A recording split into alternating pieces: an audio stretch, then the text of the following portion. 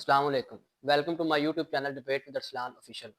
आज हम शहर कसूर की एक नामवर और जानी-पहचानी सियासी और समाजी शख्सियत जनाब बैरिस्टर शाहिद मसूद साहब के साथ मौजूद हैं और ये वो शख्सियत हैं कि जो किसी तारुफ़ की मोहताज नहीं। तो आज हम इनसे कुछ इनकी ज़ाती ज़िंदगी के मतलब और जो सियासत के आने का इनका मंशूर था, मकसद था, उस हवाले से और जो मुल्की सियासत है, जो मुल्क में पॉलिटिकल अनस्टेबिलिटी है, उसके हवाले से सवालात करेंगे। तो सर सबसे पहले तो अस्सलाम वालेकुम, आपका बहुत शुक्रिया कि आपने अपने कीमती वक़्त में समय वक़्त दिया। वालेकुम अस्सलाम, बहुत शुक्रिया यार आप आए हो और आपने ये प्रोग्राम जो है अरेंज किया। Thank you so much. Sir जिस तरह के कोई भी सियासतदान होता है, उसका फैमिली बैकग्राउंड होता है। तो ज़ाहिर बात है जो आपकी शख्सियत है, तो हर बंदे के ज़हन में ये होता है कि आप रोशन विले के रिहायशी। तो मेरा सर ये सवाल है आप के जो आबाओ-अजदाद थे, वो शुरू से इसी गाँव के रहने वाले थे कि आप कहीं से जो हिजरत करके मुहाजिर हैं, कि इधर से मुकामी मुकीम है यहाँ के शुरू से? बिस्मिल्लाहिर्रहमानिर्रहीम। बड़ा इंटरेस्टिंग और जो है वो आपने सवाल किया है। गुज़ारिश ये है कि हम लोग प्री पार्टीशन है यहाँ से जी। 1947 से बहुत पहले के हैं और अगर मैं थोड़ा बैकग्राउंड में चला जाऊँ, तो हम लोग इस गाँव भीला अठाड़ इसका नाम था ओरिजिनली इसका और 1592 1592 में हमारे बड़े बुजुर्ग थे बाबा हसन भट्टी साहब। वो पिंडी भट्टियां हाफजाबाद से माइग्रेट करके इधर आए। हम लोग हैं डिसिडेंट्स हैं बाबा दुल्ला भट्टी शहीद के, जी। जिनका अकबर के खिलाफ उन्होंने ऐलाने जंग किया था, फिर वो शहीद हो गए और उसके बाद वो जमीन हमारे लिए वहाँ की तंग कर दी गई। तो 1592 में बड़े बुजुर्ग बाबा हसन भट्टी वो माइग्रेट करके यहाँ पे आए और 1592 से फिर हम लोग यहीं पे। से बड़ा आपका हिस्टोरिकल बैकग्राउंड है क्योंकि बहुत से ज़्यादा जो अवाम है ना, अक्सर वो नहीं जानती थी। लेकिन आप इस चैनल के तवज्जुह से उनको ज़रा आपका जो फैमिली बैकग्राउंड है, वो तफ़सील से ज़रा मालूम हो गया। सर मेरा अगला क्वेश्चन ये है कि आप सियासत में आए, आपने बाकायदा सियासत में शमूलियत कब की? और आपका सियासत में आने का मंशूर क्या था, मकसद क्या था कि आपको सियासत जैसे एक शोबे में कह लें, पेशे में कह लें या क्योंकि ये तो पेशा कहते हैं, ये तो इबादत है। तो आपने इस पेशे को क्यों चूज़ किया? ये आपकी बात सही है कि सियासत इबादत है और जिस तरह आपने पहले फैमिली बैकग्राउंड की बात की, तो सियासत जो है मेरे ख़ानदान में हमेशा से थी। जब लाहौर अभी ये कसूर अभी डिस्ट्रिक्ट नहीं बना था, तहसील थी लाहौर की, तो उस वक़्त मेरे दादाजी थे बाबा अमरों अली ख़ान, उन्होंने डिस्ट्रिक्ट बोर्ड लाहौर का यहाँ से इलेक्शन कॉन्टेस्ट किया 1953 थी, ये आपने उनकी फ़ोटोग्राफ देख रहे जी, होंगे। जी सर। तो वो उन्होंने यहाँ पे उस वक़्त इलेक्शन कॉन्टेस्ट किया, उसके बाद फिर जो है अयूब खान के इलेक्शन आए, तो बुज़ुर्गों ने वो कॉन्टेस्ट किए, उसके बाद फिर जब ये मामला चलते रहे, तो वालिद साहब फिर सियासत के अंदर आ गए, वालिद साहब से फिर वो जो है मुझे आगे ट्रांसफ़र हुई। तो वो सियासत जो है कर रहे हैं और शुरू से लोगों की खिदमत के हवाले से ही एक जज़्बा है जिसको लेकर चल रहे हैं। कोशिश होती है कि जो भाई दोस्त जिनके कोई मसाइल हैं, जिनकी कोई मुश्किलात हैं, तो उनकी मुश्किलात को दूर किया जाए और उस हवाले से फिर लोकल इंतज़ामिया के साथ भी एक ताल्लुक रहता है, एक रब्त रहता है, उनके साथ भी बातचीत रहती है। तो आपको पता है जिस तरह के देहातों के अंदर रहते हुए जो मसाइल होते हैं, छोटे-छोटे मसाइल होते हैं, लेकिन क्योंकि यहाँ पे हमारे शऊर इतना नहीं है, लिटरेसी रेट बहुत कम है और पाकिस्तान के अंदर बिलख़ुसूस मसाइल भी बहुत ज़्यादा हैं और वो ग्रास रूट लेवल पे है। तो कोशिश होती है मेरे बड़े भाई हुमायूं मसूद खान साहब, वो बहुत सोशल वर्क करते हैं, पॉलिटिकल सारे मामलात को वो सँभालते हैं। मेरे वालिद साहब अल्लाह ताला उनको लंबी हयाती दे, वो डेरे हाँ। में बैठते हैं, लोगों से मेल-जोल रहता है। तो कोशिश होती है कि इसको इबादत ही समझ के करें और इबादत ही है। वक़्त देते हैं और लोगों के मसाइल के हल के लिए हमेशा कोशा रहते हैं। सर मेरे फैक्ट्स के मुताबिक 2008 में आपने अपना पहला इलेक्शन लड़ा था और उसमें आप आज़ाद उम्मीदवार की हैसियत से आए थे और लेकिन उस वक़्त चूँकि आप शासन में शायद नए थे, इस वजह से यानी कि आप 4th नंबर पर आए थे। जो लेकिन फिर आपने 2013 में कमबैक किया और आज़ाद उम्मीदवार थे और मलिक अहमद सईद खान साहब के मुकाबले में आए थे। आपने तकरीबन 17,815 वोट लिए थे और मलिक साहब ने 34,335। 2018 के इलेक्शंस का जो है मेरे पास उसका कोई रिकॉर्ड नहीं है, वो भी ज़रा आप बता दीजिएगा कि 2018 में आपने इलेक्शन कॉन्टेस्ट किया था कि नहीं? और मेरा सवाल दूसरा ये है कि 2024 में चूँकि पीटीआई से पीटीआई की टिकट तो आप ले नहीं सकते थे, उनका जो निशान था वो तो खत्म कर दिया था, लेकिन आप पीटीआई के हमायत याफ्ता उम्मीदवार थे। और आपने तकरीबन 49,127 वोट हासिल किए और जो मद्दे मुकाबिल थे मलिक अहमद साहब सईद साहब, उन्होंने 54,943 वोट लिए। तकरीबन 6,000 वोट्स का फ़र्क है। तो सर आप क्या समझते हैं ये जो वोट्स आपको पड़े थे, इतना ह्यूज नंबर ऑफ वोट्स आपको हासिल हुआ, ये ज़्यादातर आपका ज़ाती वोट था कि ये पार्टी की हिमायत याफ़्ता होने की वजह से आपको इतना ज़्यादा वोट मिला? देखिए, आपने पूरी सियासी मेरी तारीख जो है जैसे-जैसे किया वो सारी बयान कर दी। 2008 का इलेक्शन मैंने लड़ा नहीं था। हुँ, हुँ। मैं कागज़ात नामज़दगी मैंने जमा करवाए थे और उसके बाद मैंने रिटायरमेंट ले ली थी। इलेक्शन के अंदर मैं गया नहीं था, कैम्पेन नहीं की थी और उसकी बुनियादी वजह थी कि मैं 2006 के अंदर इंग्लैंड से वापस आया अपने बारत लॉ की तालीम हासिल करने के बाद। तो आकर यहाँ पे मैं क्योंकि मुस्लिम लीग एक जमात नून उस वक़्त बरसर-ए-इक़्तिदार थी और बल्कि वो एक्साइल में थे उस वक़्त बरसर-ए-इक़्तिदार तो नहीं कहूँगा और मुशर्रफ साहब एक डिक्टेटर की हुकूमत थी और वोट को इज़्ज़त दो का नारा था और जमहूरियत यहाँ पे बुरे हाल में थी। तो मैंने मुस्लिम लीग नून की टिकट से अप्लाई किया था उस 2008 के इलेक्शन के अंदर कि मुझे टिकट का मैं ख़्वाहिशमंद था। लेकिन जब मुझे टिकट नहीं मिली और मेरा कोई इलाके के अंदर ऐसा जितना वर्क भी नहीं था, अभी शनासाई भी नहीं थी, तो वो इलेक्शन फिर मैंने रिटायरमेंट ले ली, मैंने इलेक्शन कॉन्टेस्ट नहीं किया, टिकट नहीं मिली। जो अमली तौर पे मैं सियासत में आया वो 2010 के बाद आया। 2010 में फिर मैंने लोगों से मेल मुलाकातें शुरू की, मैं हल्के के अंदर जाना शुरू हुआ, हल्के की बाउंड्रीज़ को देखा और 2013 के अंदर भी मैंने कोशिश की कि मुझे मुस्लिम लीग नून की टिकट मिले, लेकिन जब वो टिकट नहीं मिली और टिकट फिर उन लोगों को दे दी गई, जिनके खिलाफ हमारी एक जद्दोजहद थी, काफ लीग में थे। मेरी मुराद मलिक अहमद सईद खान साहब से है। तो जब वो नून लीग के अंदर चले गए और वो नज़रियाती सियासत मुझे कहीं दफ़न होती हुई नज़र आई, तो फिर इस जमहूरी अमल का हिस्सा बनने के लिए लोगों की आवाज़ को मौसर अंदाज में आगे ले जाने के लिए मैंने फैसला किया कि मैं ये इलेक्शन आज़ाद हैसियत से लड़ूंगा और वो आज़ाद हैसियत से मैंने इलेक्शन लड़ा 2013 का। लोगों ने मुझे बड़ी पज़ीराई दी, लोगों जी। ने बड़ा मेरे साथ प्यार किया और उस इलेक्शन के अंदर आपकी बात दुरुस्त है कि मैंने लगभग 18,000 जी, वोट जी सर। लिए। That was my first election in district कसूर इन माय कॉन्स्टिट्यूएंसी और जिस किस्म का रिस्पॉन्स था वो बड़ा ही मेरे लिए एनकरेजिंग था। और उसके बाद फिर मैं अपने दोस्तों की हल्के के लोगों की, भाइयों की, माँ-बहनों की मैं खुशी-गमी का साझा हो गया।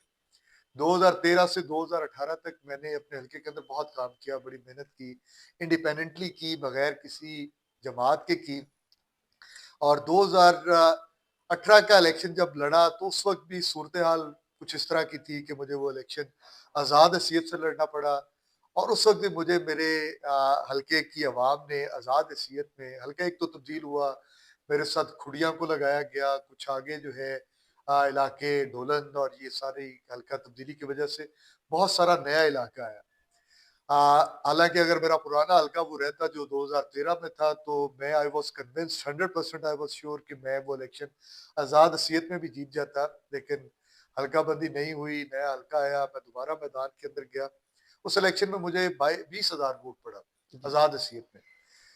उसके बाद 2018 के बाद मैंने क्योंकि नज़रियाती जमात पाकिस्तान तहरीक-ए-इंसाफ मुझे उसका नज़रिया अवाम दोस्त लगा, अवाम की बात करते हुए लगा और स्टेटस को जो एक जमूद की कैफ़ियत सियासत के अंदर मौजूद थी, उसको तोड़ने वाला एक मुझे फ़ोर्स लगी इमरान खान साहब की शक्ल में एंड वो पाकिस्तान के हीरो भी थे, उन्होंने पाकिस्तान के लिए जो कुछ किया, वो भी सारा सामने था। तो उन हालात को देखते हुए और हल्के की आवाम की नब्ज़ को पढ़ते हुए, मैंने 2019 के अंदर पाकिस्तान तहरीक-ए-इंसाफ को जॉइन किया और फिर आपको पता है कि 2022 के अंदर तो एक बैरूनी साज़िश के नतीजे में इमरान खान साहब की हुकूमत को ख़त्म कर दिया गया और उसके बाद एक तहरीक का आगाज़ हुआ जिसके अंदर हम अरावल दस्ता थे इमरान खान साहब के, हर वक़्त मौजूद रहे। इस मुल्क के अंदर आइन और कानून की बालादस्ती के लिए, इस मुल्क के अंदर बैरूनी ताकतों की मुदाखलत के मुखालिफ खड़े हुए।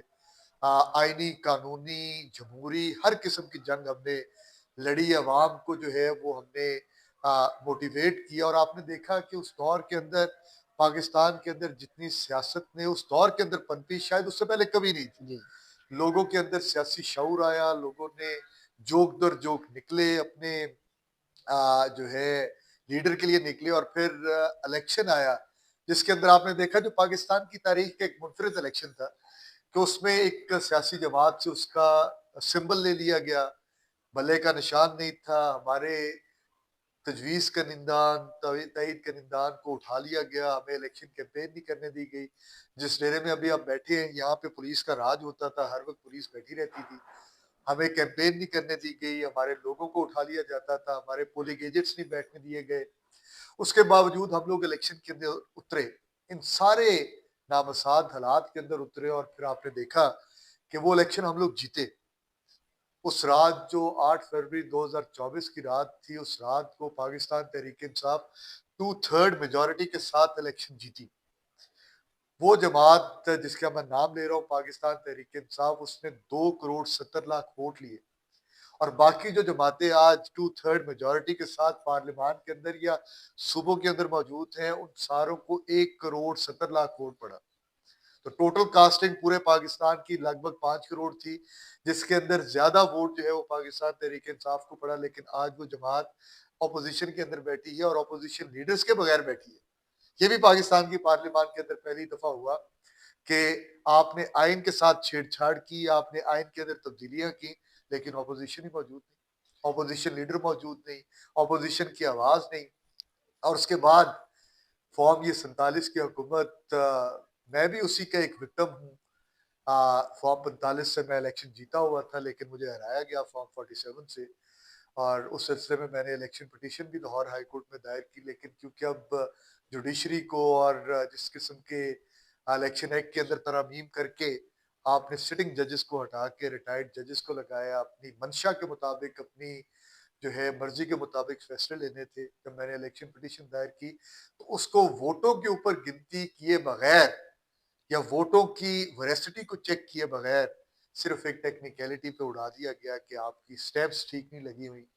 तो ये इस तरह ही पाकिस्तान का जमहूरी निज़ाम चल रहा है और उसके अंदर हम जो है अभी भी अपना किरदार अदा कर रहे हैं, जो हम मुझसे बन पा रहे हैं। यानी कि आप स्ट्रेट फॉरवर्ड कह रहे हैं कि जो 2024 के इलेक्शन थे, वो फ्री एंड फेयर नहीं थे। इसके अंदर तो अब कुछ शक ही नहीं रह गया। उसकी अगर आप मिसाल मैं आपको इस तरह लूँ कि सिर्फ मैं ये नहीं कह रहा, पूरी पाकिस्तान की अवाम ये कह रही कि मैंडेट चोरी हुआ। फिर जो इंटरनेशनल ऑब्जर्वर थे, आपके कॉमनवेल्थ का एक ग्रुप आया था, कॉमनवेल्थ ऑब्जर्वर, उनकी रिपोर्ट अगर देखें जो बहुत अरसे तक छुपाई गई, हुकूमत वक़्त ने उसको छुपाया, उसको लीक नहीं होने दिया, लेकिन वो लीक आउट हुई। उसके अंदर वो ये कहते हैं कि ये पाकिस्तान की तारीख के बदतरीन धांधलीशुदा इलेक्शंस में थे, एक इलेक्शन थे। फिर यूनाइटेड नेशंस की रिपोर्ट आई आपके इलेक्शंस के हवाले से। फिर आपका अपना पाकिस्तान का एक इदारा फेफिन है, उसकी रिपोर्ट तो ऑलरेडी मौजूद है, उसको पढ़ लें। तो ये सिर्फ मैं नहीं कह रहा, ये पाकिस्तान का बच्चा-बच्चा कह रहा है। ये पाकिस्तान का सबसे मकबूल तरीन लीडर इमरान खान पाबंद सलासल होकर कह रहे हैं और ये पाकिस्तान के मारूजी हालात बता रहे हैं कि एक आदमी उसको वोट पड़ा था तो आज पाबंद सलासल, उसकी मुलाकात बंद, उसके वकला से उसको मिलने नहीं दिया जा रहा, उसके केसेस को चलाया नहीं जा रहा। खौफ है, खौफ इस बात का है कि कौम इसके पीछे खड़ी है। कौम आज बाहर निकला है अपने लीडर के लिए, कौम आज इस सरापा एहतजाज हो जाए, कौम आज सड़कें बंद कर दे, लेकिन कौम को डरा दिया गया। डराया कैसे? आपने देखा 26 नवंबर को सीधी गोलियां पुरअमन हजूम के ऊपर बरसाई गई, बहुत सारे लोगों को मार दिया गया और मारने के बाद उनकी लाशें भी गायब कर दी गई। तो पाकिस्तान के अंदर सियासी तौर पे और जमहूरी तौर पे एक बड़ा कड़ा वक्त चल रहा है। आपने मुरीद के अंदर 100 इख्तलाफ हो सकता है किसी सियासी जमात के साथ, लेकिन हुकूमत वक्त को कोई ये इख्तियार नहीं देता कि वो किसी हजूम को डिस्पर्स करने के लिए या उसको जो है मुंतशिर करने के लिए उसके ऊपर सीधी गोलियां चला दे। जान लेने का इख्तियार किसी का नहीं है। आइन और मावरा आइन या कानून कोई आदमी जो है वो काम करेगा तो उसको कंडेम करेंगे और करते रहेंगे। सर, जिस तरह आपने जाली हुकूमत कहा लेकिन अगर 2018 के इलेक्शन देखें, तो 2018 के इलेक्शन से पहले पीटीआई के जो खान साहब थे, वो भी ये अपने जलसों में कहते थे एम्पायर की उंगली उठने वाली है, ये इस तरह के बयानात वो देते थे और ये चीज़ वाज़ह हो गई थी कि 2018 में जो मुक़्तदर हल्के हैं, वो खान साहब को लेके आ रहे हैं। क्योंकि 2018 के इलेक्शन में जो आज की हुकूमत में है, वो कल अपोज़िशन में थे और आप कल हुकूमत में थे, आज आप अपोज़िशन में। ये सिलसिला तो सर चलता रहता है। 2018 में अपोज़िशन ने आपने इल्ज़ाम लगाया कि जाली हुकूमत, आज 2024 में आप इल्ज़ाम लगा रहे हैं। अगर आज सरकारी हुकूमत है, तो 2018 में जो पीटीआई की हुकूमत बनी थी, आपकी इस पर क्या राय है कि क्या वो सही मैंडेट था कि जाली मैंडेट था? देखिए, गुज़ारिश ये है, ये आपका बड़ा अच्छा सवाल है और इसका जवाब मैं कुछ इस तरह दूँगा कि 2018 के अंदर अगर कुछ गलत हुआ था और मतलब इसके अंदर भी अब मेरा ख़्याल है कि कोई दूसरी बात या राय नहीं है, तो उस वक़्त की एस्टेब्लिशमेंट इमरान खान साहब के साथ थी उस वक़्त और शायद उन्होंने उनको हेल्प आउट भी किया हो गवर्नमेंट बनाने के लिए, लेकिन इमरान खान एक रियलिटी हैं, अवाम उनके साथ है, इसके अंदर तो कोई शक नहीं। तो 2018 के अंदर अगर कुछ गलत हुआ था, एस्टेब्लिशमेंट का कोई रोल था, तो आज देखें वही पाकिस्तान तहरीक-ए-इंसाफ, वही इमरान खान, इन्हीं बातों के ऊपर कॉम्प्रोमाइज़ करने के लिए तैयार नहीं। वो आज पाबंद-ए-सलासिल है। उसको कहा जाता है कि आपको डील ऑफ़र करते हैं। डील क्या है? डील इसी इसी चीज़ का है ना कि एस्टेब्लिशमेंट का किरदार सियासत के अंदर रहे। इस मुल्क को आइन और कानून के मुताबिक ना चलने दिया जाए। वो मर्द-ए-मुजाहिद खड़ा हो गया। वो कहते हैं नहीं, अब ऐसा नहीं होगा। अवाम पाकिस्तान ने मुझे मैंडेट दिया था एंटी एस्टेब्लिशमेंट 2024 के अंदर। मैं अब किसी किस्म की डील नहीं करूँगा। होता क्या रहा है मुल्क के अंदर? आप देखिए, इस मुल्क की एक तारीख है। जब से मुल्क बना, एस्टेब्लिशमेंट के किरदार रहा सियासी जमातों को बरसर इक़्तिदार लाने के लिए। आप जनरल दुरानी साहब का जो एफिडेविट पड़ा हुआ है सुप्रीम कोर्ट के अंदर, मिर्ज़ा असगर खान केस बनाम जो है मिर्ज़ा मोहम्मद असलम बेग वाला जो चीफ ऑफ आर्मी स्टाफ थे। उनका जब असगर खान साहब ने केस किया तो उन्होंने एक एफिडेविट दिया, जनरल दुरानी थे डीजी आईएसआई फॉर्मर, तो उन्होंने उसके अंदर बाकायदा लिखा कि हमने उस वक़्त की बेनज़ीर की हुकूमत को गिराया था। और फिर आपने ये भी देखा कि ये भी पाकिस्तान की तारीख थी कि मियाँ नवाज़ शरीफ साहब ने उसामा बिन लादेन से पैसे लिए थे बेनज़ीर की हुकूमत को गिराने के लिए। फिर आपने फ़ारूक लगारी साहब के मामलात को देखा, तो इस मुल्क की एक तारीख रही है, जिसके अंदर एस्टेब्लिशमेंट का एक किरदार रहा कि वो सियासी जमातों को लेकर आते रहे। लेकिन आज इमरान खान जो बात कर रहा है, वो इस मुल्क के वो स्टेटस को तोड़ रहा है। वो कह रहा है कि इस मुल्क के आईने पाकिस्तान की प्रिएम्बल के अंदर ये बात लिखी है कि sovereignty over the entire universe belongs to Allah Almighty and the power of the state would be exercised by the chosen representative. जो नुमाइंदे हैं लोगों के, वो इस मुल्क को चलाएंगे, ना कि एस्टेब्लिशमेंट। इस चीज़ के ऊपर उसने एक स्टैंड लिया है और वो उसके ऊपर खड़ा है और मुझे उम्मीद है कि मुल्क जो है बहुत जल्द आइन और कानून के रास्ते के ऊपर चलेगा। इस मुल्क के अंदर दोबारा इंशाअल्लाह, बल्कि पहली दफ़ा मैं ये कहूँगा कि बहुत जल्द और आने वाले कुछ अरसे के अंदर ही कि अब राज करेगी हल्के खुदा, जो मैं भी हूँ और तुम भी हो। सही मानों में जो नुमाइंदे हैं लोगों के, उनके हाथ में बागडोर आएगी तो ये मुल्क आगे बढ़ेगा। सर, जिस तरह एक मौके की मुनासिबत भी है, आपने असलम बेग साहब, जनरल असलम बेग का नाम लिया, साबिक आर्मी चीफ, तो उन्होंने एक किताब लिखी थी कि अपना इक़्तिदार की मजबूरियाँ, वो इसमें फिट होती हैं। सर, मेरा अगला सवाल ये है कि उस्मान बुज़दार, जिसका जो सियासी बैकग्राउंड था वो 2018 के इलेक्शन से पहले कुछ नुमाया नहीं था। 2018 के इलेक्शन के बाद उन्हें सीएम पंजाब यानी वज़ीर आला पंजाब लगा दिया गया। क्या उनकी एज़ जो सिलेक्शन थी फॉर सीएम पंजाब वो ठीक थी कि गलत थी? देखिए, गुज़ारिश ये है, ये एक बुनियादी फ़र्क है बाकी तमाम सियासी जमातों में और पाकिस्तान तहरीक-ए-इंसाफ में। अब बाकी 2 जो मेन स्ट्रीम की सियासी जमातें हैं, पाकिस्तान मुस्लिम लीग नून और पाकिस्तान पीपल्स पार्टी, आप देखेंगे कि हमेशा से चीफ मिनिस्टर या सूबे का एक चीफ एग्ज़ीक्यूटिव या पाकिस्तान का वज़ीर-ए-आज़म इन्हीं ख़ानदानों में से हुआ है। बड़ा चाचा नहीं है तो भतीजी है, भतीजी नहीं है तो बाप है या चाचे का बेटा है। उधर भुट्टो फैमिली से बाहर ये बात नहीं निकलती। तो पाकिस्तान तहरीक-ए-इंसाफ वाहिद वो जमात है जिसने एक ग्रास रूट लेवल के आदमी को chief executive of the province बनाया and this has happened twice. Choice गलत हो सकती है। मैं ये कहने में शायद हक बजाने हूँ, जिस तरह मुज़दार साहब को लगाया, उन्होंने परफॉर्मेंस नहीं दी, लेकिन क्रेडिट तो जाता है कि इमरान खान का कोई अपना भतीजा, भांजा या भाई या कोई इस तरह का आदमी तो नहीं लगा हुआ था। उन्होंने एक पसमानदा इलाके से एक शख्स को उठाया, जिसको वो समझते थे कि अपने इलाके के लिए बहुत तरक्की करेगा, मेहनत करेगा, काम करेगा, लेकिन वो रिजल्ट्स ना मिल सके जो हम एक्सपेक्ट कर रहे थे।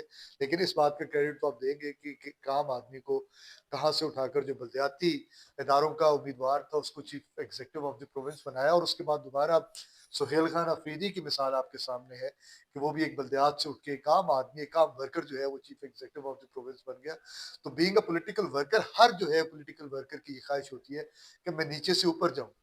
लेकिन ये बाकी सारी सियासी जमातों के अंदर तो सियासी किस्म के एक जमूद कायम है कि अगर मरियम नवाज नहीं तो हमजा शहबाज, हमजा शहबाज नहीं तो सलमान शहबाज, सलमान शहबाज नहीं तो मियाँ नवाज शरीफ, मियाँ नवाज शरीफ नहीं तो मियाँ शहबाज शरीफ। इनसे बाहर ये बात निकलती ही नहीं। और आपने इन सारों को ये they are tried and tested people, इनको आपने ट्राई भी कर लिया, टेस्ट भी कर लिया। मिला क्या पाकिस्तान को? आज 77-78 साल गुजरने के बाद भी हमारी मईशत तबाह है। आज 78 साल गुजरने के बाद भी हमारा नौजवान बेरोजगार है। आज 78 साल गुजरने के बाद भी हमारे मुल्क के अंदर दहशतगर्दी अपने अरूज पे है। आज 78 साल गुजरने के बाद भी ना आइन है, ना कानून है, ना आइन और कानून की बालादस्ती है। आज 78 साल गुजरने के बाद भी 12 करोड़ लोग, आधी से ज्यादा आबादी आपकी गुर्बत की लकीर के नीचे है। आज 78 साल गुजरने के बाद भी आप अमेरिका के पिट्ठू बन के काम कर रहे हैं। आज आपने 78 साल गुजरने के बाद वो मौकफ जो कायद-ए-आज़म मोहम्मद अली जिन्ना ने अपनाया था just after the creation of this country कि इसराइल जो है ये मगरिब का नाजायज बच्चा है। आज आप अवाम पाकिस्तान को एतमाद में लिए बगैर नेतन्याहू के साथ उसके पीस बोर्ड के अंदर बैठ जाते हैं। कम से कम आप लोगों को एतमाद में तो लेते। तो 78 साल जब हम लोगों ने इनको ट्राई कर लिया, इनको टेस्ट कर लिया, लेकिन वो जालिब ने कहा था ना कि तुमने लूटा है सदियों हमारा सुकून, अब न हम पर चलेगा तुम्हारा फसूं, चारागर मैं तुम्हें किस तरह से कहूँ, तुम नहीं चारागर कोई माने मगर, मैं नहीं मानता, मैं नहीं मानता। तो इन लोगों के हाथ में या इन लोगों के बस में नहीं है कि अवाम पाकिस्तान की कोई बेहतरी लेकर आ सके। ये अपनी दौलत कमाने के लिए आते हैं, ये पाकिस्तान में ऐश करने के लिए आते हैं। कभी आपने देखा कि जब ये इक़्तिदार से बाहर होते हैं तो इनके शाहाना जो है वो खर्चे कभी इंग्लैंड में चल रहे हैं, कभी अमेरिका में चल रहे हैं। इनकी ज़रा तारीख भी उठाकर देख लें। जब पाकिस्तान बना था तो ये लोग क्या थे और आज क्या बन गए? सर जिस तरह आपने बताया कि 2019 में आपने पीटीए में शमूलियत इख्तियार की, सिर्फ एक बेस पर, वो थी आइडियोलॉजी, नज़रिया। लेकिन अगर खान साहब को देखा जाए तो खान साहब ने अपनी हुकूमत को बनाने के लिए उन लोगों के साथ भी हाथ मिला लिया, जिस तरह शेख रशीद साहब थे और वट एवर अदर भी बहुत ज़्यादा थे लीडरान, जिनको वो मेन स्ट्रीम मीडिया पर आकर कहते थे मैं मर जाऊंगा, इनसे हाथ नहीं मिलाऊंगा। लेकिन हमने देखा कि फिर उनके साथ उनके अच्छा याराना भी हो गया, उनको अहम वजारतें भी दी गई वफाक में। तो सर क्या ये भी नज़रिया ख़त्म ही हो जाता है इधर? तो गुजारिश ये है, मैं उन चीज़ों को जस्टिफाई तो नहीं करूँगा, लेकिन ये ज़रूर कहूँगा कि इंसान हमेशा अपनी गलतियों से सीखता है। आज इमरान खान साहब के लिए बड़ा आसान है, 2 मिनट की बात है। वो कॉम्प्रोमाइज़ करें, डील करें और बाहर के किसी मुल्क चले जाएँ या बनी गाला जाकर बैठ जाएँ। आज वो शख्स अगर जो है जेल की सूरतें बर्दाश्त कर रहा है, तो किसके लिए कर रहा है? हम सब के लिए कर रहा है, उस नज़रिए के लिए कर रहा है, जिसके ऊपर आज वो डट के खड़ा हो गया। उसने कैटेगोरिकली कह दिया है कि जी एस्टेब्लिशमेंट को कोई रोल नहीं होगा। सियासी जमातें जो हैं, जो सियासी फैसले हैं, वो सियासी मैदान के अंदर होंगे। किसी किस्म का कोई इलेक्शन चोरी नहीं करने दिया जाएगा। मेरा इलेक्शन मैंडेट चोरी हुआ है, मुझे उसका हिसाब दें। इस मुल्क के अंदर आइन और कानून की बालादस्ती को कायम कि एक साहब उठेंगे, वो जो मर्ज़ी कर लेंगे और उनको कुछ नहीं होगा। ये तो रियासत मदीना का ये वो रियासत है, जो ला इलाहा इल्लल्लाह मुहम्मद रसूलुल्लाह के नाम पे बनी थी। दुनिया की वाहिद रियासत है। यार आज हमने इसको बना क्या दिया कि उसका जो हाकिम वक़्त है, उसकी अकाउंटेबिलिटी कोई नहीं, उसका एहतसाब ही कोई नहीं। क्या ये हाकिम वक़्त हज़रत उमर फारूक से बड़ा है? क्या ये हाकिम वक़्त हज़रत अली रज़ी अल्लाह तआला अन्हु से बड़ा है? वो काज़ी की अदालत में पेश होते थे। उनका दामन साफ़ था, इनके दामन साफ़ नहीं है। इनके दामन के ऊपर कीचड़ है। इस अवाम पाकिस्तान के करप्शन के पैसे, आपने वो रिपोर्ट देखी होगी जो आईएमएफ के कहने पे फाइनेंस मिनिस्ट्री ने जारी की, करप्शन डायग्नोस्टिक रिपोर्ट। वो करप्शन डायग्नोस्टिक रिपोर्ट ये कहती है 5300 अरब रुपए की करप्शन जब ये पीडीएम की गवर्नमेंट आई। 1 जनवरी 2022 से लेकर 30 दिसंबर 2024 तक 2 साल के अंदर 5300 अरब रुपए की करप्शन। तो ये मैं कैसे कहूँ, ये लोग नहीं है, ये सिर्फ मदारी टाइप है, ये सिर्फ शिकारी टाइप लोग हैं। इन लोगों से ये मुल्क नहीं सीधा होता। सर आपने 27th अमेंडमेंट का ज़िक्र किया है और उसमें लाइफ टाइम इम्यूनिटी दी गई। सिर्फ़ प्रेज़िडेंट को तो नहीं दी गई, साथ में 5 स्टार किसी ऑफ़िसर को भी दी गई। उस पर ज़रा वज़ाहत कर दीजिएगा। और दूसरा सर हमारा जो कॉन्स्टिट्यूशन ऑफ 1973 पाकिस्तान है, उसका गालिबन आर्टिकल 227 है, जो कहता है कि कोई भी कानून कुरान और सुन्नत के मुखालिफ नहीं बनेगा और अगर कोई कानून है भी तो उसको कुरान और सुन्नत के ताबिया किया जाएगा। तो इस पर मुफ्ती तकी उस्मानी साहिब, मुफ्ती मुनीबुर रहमान साहब और भी दीगर उलमा के बयानात आए हैं कि ये नाजायज़ है, कुरान और सुन्नत के खिलाफ है। तो सर इसके खिलाफ कोई सुप्रीम कोर्ट में या जो कॉन्स्टिट्यूशनल कोर्ट का उन्होंने ऐलान किया है, उसमें इसके खिलाफ कोई रिट पिटीशन नहीं दायर हो सकती कि दिस इज़ इल्लीगल? देखिए ये जो तरमीम आई 26वीं और 27वीं, इन्होंने किया क्या, जो सबसे बड़ा नुकसान इन्होंने किया, इन्होंने अदालतों से उनकी ताकत ले ली। पहले 184 3 सब क्लॉज 3 होता था, सुप्रीम कोर्ट के पास ये इख्तियार था कि अगर आइन से मुतसादिम कोई चीज़, जिस तरह आपने राइटली पॉइंट आउट किया कि कोई भी कानून या आइन के अंदर तब्दीली या कानून कुरान और सुन्ना के मुखालफत में नहीं बनेगा, उनसे मुनाफी नहीं बनेगा, तो उसके ऊपर सुप्रीम कोर्ट या जो बुनियादी आइनी हकूक आइन पाकिस्तान के अंदर दिए हुए हैं, अगर उनसे कोई चीज़ मुतसादिम होगी तो वो भी सुप्रीम कोर्ट उसको स्ट्राइक डाउन कर सकती है। अब इन्होंने 26वीं और 27वीं आइनी तरमीम करके किया ये कि वो सारे इख्तियारात सुप्रीम कोर्ट से ले लिए, बल्कि सुप्रीम कोर्ट ही खत्म कर दी। पाकिस्तान की एक तारीख थी, सुप्रीम कोर्ट के बड़े फैसले थे, इन्होंने एक फेडरल कॉन्स्टिट्यूशनल कोर्ट बना दिया। अब आईने पाकिस्तान का ही आर्टिकल 4 और प्रीएम्बल ये कहती है कि independence of judiciary shall be secured at any cost.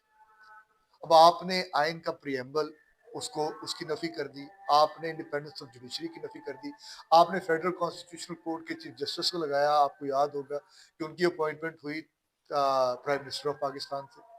तो जो trichotomy of powers, separation of powers का कॉन्सेप्ट था, वो तो आपने इस मुल्क से वैसे ही खत्म कर दिया, वो तो खत्म होके रह गई अब बात। तो जुडिशरी जो है वो इस वक्त तो बिल्कुल जो है टुथलेस है, उनके पास नहीं है, या उसके आप स्पाइन ही उतनी नहीं है कि वो इस हुकूमत वक्त के सामने खड़ी हो जाए, बल्कि वो तो लेट गई है। अपनी मर्जी के जजेस आ गए, अपनी मर्जी की अपॉइंटमेंट्स हो गई, जिस तरह का फैसला चाहते हैं उस तरह का फैसला लेते हैं, और इस मुल्क का कोई पुसाने हाल। सर 27th अमेंडमेंट के बाद सुना जा रहा है कि ईद के बाद 28th अमेंडमेंट भी लाई जा रही है। तो आप क्या समझते हैं हमें इसकी ज़रूरत है कि नहीं है? और अगर ये आ रही है तो आप क्या समझते हैं इसमें कौन-सी तरमीम की जा सकती हैं गवर्नमेंट की तरफ से? देखिए, हमें से मुराद मेरा ख़्याल है अवाम पाकिस्तान है। जी। तो मुझे बताएँ 26वीं और 27वीं आईनी तरमीम आने के बाद क्या अवाम पाकिस्तान की हालत बेहतर हो गई है? क्या यहाँ पे रोज़गार मिलना शुरू हो गया? क्या जो सिविल कोर्ट्स या सेशन कोर्ट्स या डिस्ट्रिक्ट कोर्ट्स के अंदर लोगों के केसेज़ थे वो ख़त्म हो गए हैं? क्या सुप्रीम कोर्ट का बैकलॉग ख़त्म हो गया? क्या फेडरल कॉन्स्टिट्यूशनल कोर्ट ने रात 12-12 बजे तक काम करना शुरू कर दिया? ये कुछ स्पेसिफिक टास्क के साथ ये अमेंडमेंट्स की गई हैं कि हमने ये चीज़ें हासिल करनी थी, जिसके अंदर आपने देखा कि प्रेसिडेंशियल इम्यूनिटी आ गई, सुप्रीम कोर्ट की ताकत को ख़त्म कर दिया गया, सुप्रीम कोर्ट के जजेस ने इस्तीफ़े दे दिए, जो लोग काम कर रहे थे उन्होंने काम करना बंद कर दिया। आपने तरमीम करके 26वें नंबर के जज को आपने chief justice Islamabad high court लगा दिया। तो ये पर्सन स्पेसिफिक और टास्क स्पेसिफिक थी सारी की सारी जो अमेंडमेंट्स थी। इनके अंदर अवाम पाकिस्तान को मलहूज़ खातिर नहीं रखा गया, और जहाँ-जहाँ ये देखेंगे, जहाँ-जहाँ ये फँसेंगे, वहाँ-वहाँ ये अमेंडमेंट देके रहेंगे। अब इनको तकलीफ़ किस चीज़ की है? 18वीं आईनी तरमीम। 18वीं आईनी तरमीम वो थी जिसके ऊपर अक्रॉस द बोर्ड पाकिस्तान की सारी सियासी जमातों ने, आपके सिविल सोसाइटी ने, आपकी लॉयर कम्युनिटी ने, आपकी जुडिशरी ने, सबका कंसेंसस है उसके ऊपर। एनएफसी अवार्ड आपने रखा, सुबह को आपने पास डिवॉल्व की, जो आपके आईने पाकिस्तान की एम्बिट थी, जो उसकी रूह थी, उसके मुताबिक आपने दे दिया। अब तकलीफ इस बात की है कि खैबर पख्तूनख्वा के अंदर पाकिस्तान तहरीक इंसाफ की हुकूमत है, वो अपना 4800 अरब रुपया मांग रहे हैं एनएफसी का। अब ये कर क्या रहे हैं कि नई आईनी तरमीम लाकर सुबह से उनके जो मालियाती इख्तियारात हैं उनको भी छीन लिया जाए। सिंध के अंदर भी यही मामलात हैं, केपीके के अंदर भी यही मामलात हैं। तो जब आप लोगों से इस तरह होगा क्या? अब जिस तरह मिसाल के तौर पे वादी तिरा के अंदर वो ऑपरेशन चल रहा है, वहाँ आपने ऑपरेशन स्टार्ट कर दिया, खैबर पख्तूनख्वा गवर्नमेंट को आपने पैसे दिए नहीं। अब वो जो मुहाजिरीन जो पाकिस्तानी शहरी हैं वो किधर जाएँगे? उनके आपने ठहरने का बंदोबस्त नहीं किया, उनके लिए आपने इमदाद का बंदोबस्त नहीं किया, आपने ऑपरेशन शुरू कर दिया, एक्सट्रीम वेदर है और वो बेचारे, उनका कोई पुरसाने हाल ही नहीं। तो होना तो ये चाहिए था, जो आईने पाकिस्तान की रूह थी, कि आप पार को डिवॉल्व करते। वफाक से सूबों के पास आती, सूबों से आगे बल्दियात के पास आती। बल्दियात का कायम करना भी आइन की रूह है। आर्टिकल 140 ए सूबाई हुकूमतों के ऊपर ये लाजिम करता है कि आपने बल्दियात को कायम करना है। लेकिन क्या सूबा पंजाब के अंदर बल्दियात है? क्या वफाक के अंदर बल्दियात हैं? क्या इस वक्त जो है बल्दियात काम कर रहे हैं? नहीं कर रहे, क्योंकि ये लोग इख्तियार देना नहीं चाहते। क्योंकि इख्तियार लोगों के पास आएगा, ग्रास रूट लेवल के पास आएगा, एक जनरल काउंसिलर के पास आएगा, तो वो इनसे सवाल करेगा। सवाल करेगा तो इनको जवाब देना पड़ेगा, इनकी एहतसाब होगा, इनकी अकाउंटेबिलिटी होगी, लोगों की तरक्की होगी, लोगों की फलाह होगी, लेकिन ये उनका प्रायोरिटी नहीं। सर मेरा अगला सवाल ये है कि 2018 के इलेक्शन में जिस तरह हमने देखा कि दीगर पार्टी से, पीएमएलएन से या पीपल पार्टी से लोगों ने शमूलियत की पीटीआई में या कराई, तो 2018 में लोगों को पीटीआई में शामिल किया गया। 2024 के इलेक्शन में वही लोग फिर दीगर पार्टी में चले गए। 2018 में जो इन लोगों को जो हर मोड़ पर पार्टी बदलते हैं, इमरान खान साहब ने इनको अपनी पार्टी में शामिल करके 2018 में का गलत फैसला नहीं किया था? देखिए, इसका मैंने पहले भी जवाब दिया कि पाकिस्तान की तारीख का ये एक स्याह बाब है। यहाँ पे हुकूमतें एस्टेब्लिशमेंट की आशीर्वाद से बनती हैं। मैं आ, हो सकता है 2018 के अंदर भी ये मामला बना हो, लेकिन इंसान अपनी गलतियों से सीखता है। मैंने तो पहले आपसे बात की कि इमरान खान साहब ने आज जो स्टैंड लेकर खड़े हैं, वो सिर्फ और सिर्फ सिविल सुप्रीमेसी का स्टैंड है, कि जो आईने पाकिस्तान कहता है कि सिविल लोगों के पास जो है वो इस मुल्क को चलाने के इख्तियार होगा, चोजन रिप्रेजेंटेटिव्स के पास होगा, उसके मुताबिक मुल्क चलेगा। सर जिस तरह हम देखते हैं कि खान साहब को मौलाना फजलुर रहमान और दीगर पार्टीज, नून लीग और पीपल पार्टी, उन्होंने इनको एक कहने के इल्ज़ाम लगाते थे कि ये यहूदी एजेंट है और अगर कुछ भी काम हो जाता है तो ये कहते हैं जी इसराइल को तस्लीम करने लगे हैं। लेकिन अब जो हमारी पार्लियामेंट है उसमें विदाउट डिबेट कोई डिस्कशन किए बगैर ही जो इंटरनेशनल लेवल पर बोर्ड ऑफ पीस है, शहबाज शरीफ साहब जो पीएम ऑफ पाकिस्तान है, उन्होंने जाकर साइन कर दी है। अ, तो आप क्या समझते हैं कि जो उस वक़्त पीटीआई पे लेबल लगता था या खान साहब पर यहूदी एजेंट है, तो क्या वो झूठा साबित होता है इधर कि नहीं? और दूसरा, ये जो बोर्ड ऑफ पीस में बगैर डिबेट के साइन कर रहे हैं, अवाम का एतमाद भी नहीं लिया, तो ये आया गलत था कि सही फैसला था? इस मुल्क की तारीख जो है वो इस किस्म के अलकाबात से भरी पड़ी है। आपने देखा होगा जब बेनज़ीर साहिबा इस मुल्क के अंदर आई, तो नवाज शरीफ साहब उनके बारे में क्या क्या कुछ कहते थे। तो ये पाकिस्तान की तारीख का एक स्याह बाब है जो हमारे सामने है। और ये भी, इस बात में भी कोई शक नहीं कि बंद दरवाज़ों के अंदर फैसले किए जाते हैं। अवाम को तो खैर पता ही नहीं लगता है इस मुल्क के अंदर। आपने देखा बेनज़ीर शहीद हो गई, क्या कोई इन्वेस्टिगेशन कभी हुई? कातिल सामने आए नहीं। लियाकत अली खान शहीद हो गए, कोई आज तक पता नहीं लगा कि किसने कर दिया। ज़ियाउल हक मारे गए, कोई पता नहीं लगा। तो गुजारिश ये है, और अब जिस तरह पहले कहा था कि 47 से कायद-ए-आज़म मोहम्मद अली जिन्ना ने पॉलिसी तो बड़ी वाज़ेह कर दी थी इसराइल के बारे में।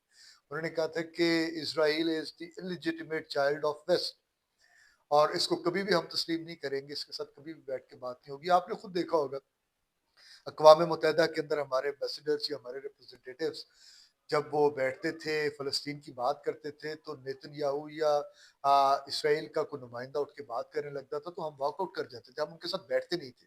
हम उनकी बात सुनने के लिए तैयार नहीं थे। हम इतने ज़्यादा कायल थे इस बात पे कि इसराइल के साथ बात नहीं होगी, हम इनको मानेंगे ही नहीं, इनका वजूद नहीं मानेंगे।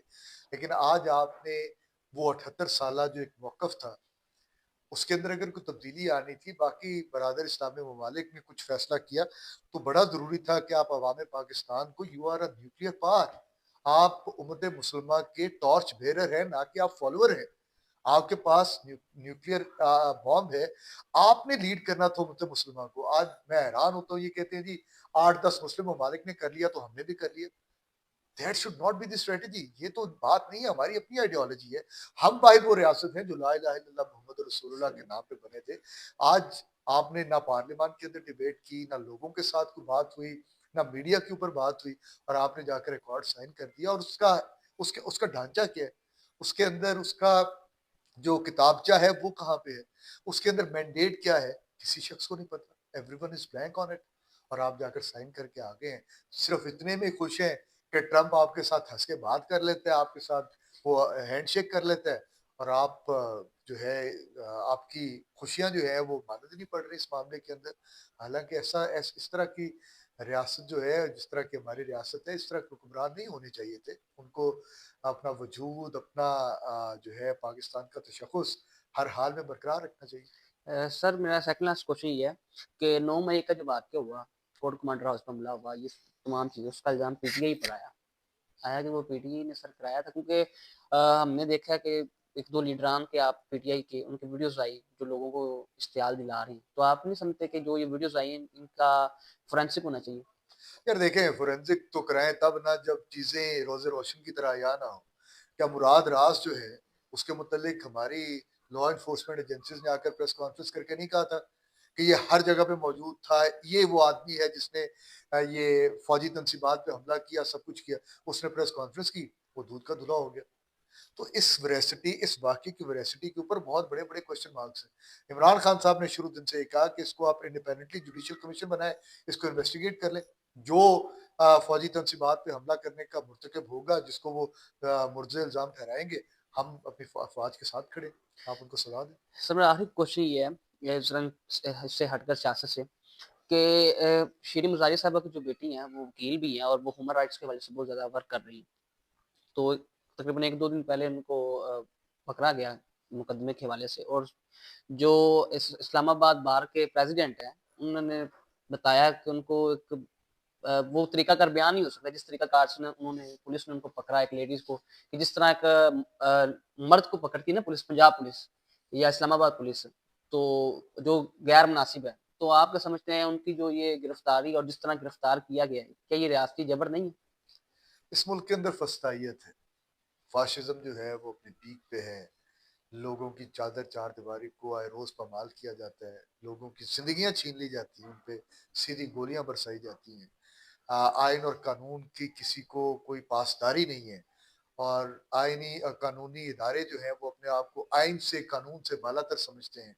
जिन्होंने आइन और कानून की पासदारी का हलफ़ उठाया है, वो आए रोज़, शब-ओ-रोज़ हम देखते हैं वो आइन की धज्जियाँ, कानून की धज्जियाँ बिखेर रहे हैं। ये वाक़या तो आपने खुद बता दिया अभी। वो वाक़यात 26 नवंबर का किसी ने देखा? जो मुरीदके में हुआ किसी ने देखा? किसी मीडिया ने उसको रिपोर्ट नहीं किया। ये भी रिपोर्ट हो गया और जिस तरह उसको उठाया गया पाकिस्तान के अंदर, तो पहले एमनेस्टी इंटरनेशनल की रिपोर्ट पिछले दिनों आई है, वो कह रहे हैं पाकिस्तान के अंदर ह्यूमन राइट्स वायलेशन की वायलेशन जो है वो अपनी पीक पे है। इंटरनेशनल जो ह्यूमन राइट्स कन्वेंशंस जो हैं वो यहाँ पे कन्वेंशंस की ब्रीच हो रही है जिसका पाकिस्तान सिग्नेटरी है। तो अल्लाह ही हाफ़िज़ है, अल्लाह ताला हमारे हालात पे रहम करे। आज जिस जगह पे आप बैठे हैं आए रोज़ यहाँ पे पुलिस का रेड होता है। आप हालात देख रहे हैं, इन्होंने जिस तरह का जबर ये करते चले आ रहे हैं। I am not a terrorist, I am not a dacoit, I am not a thief. मेरा तो कोई कसूर नहीं है, मेरा सिर्फ़ कसूर ये है कि मैं सियासत करता हूँ और सियासत में इमरान खान का नाम लेता हूँ। तो कहाँ पे आईन या कानून के अंदर लिखा हुआ है कि इमरान खान के नाम के ऊपर जो सियासत करेगा, वो जो है गैर कानूनी अमल कर रहा है तो उसको पकड़ के ले जाओ, उसके घरों को तोड़ दो, उसके घरों पे रेड करो। तो ये इस मुल्क के अंदर ये हो रहा है और अल्लाह करेगा कि ये जबर, ये फसादियत उम्मीद करते हैं जल्द ख़त्म होगी और इस मुल्क के अंदर आइन और कानून की बालादस्ती कायम होगी। जी सर, बहुत शुक्रिया आपने इतना कीमती वक़्त हमें दिया और मैं उम्मीद करता हूँ कि जो हमारे नाज़रीन हैं, जो हमारे व्यूअर्स हैं, वो आपके मौक़िफ़ को और पीटीआई के मौक़िफ़ को बखूबी वो समझ पाएँगे और जो पॉइंट छुप गए थे या छुपे हुए थे अब तक 9 मई के हवाले से, 26 मई के हवाले से या किसी और, वो भी ज़रा मज़ीद होंगी। तो इंशाअल्लाह मिलते हैं अगले अगले प्रोग्राम में। अपना बहुत ख़्याल रखिएगा। शुक्रिया।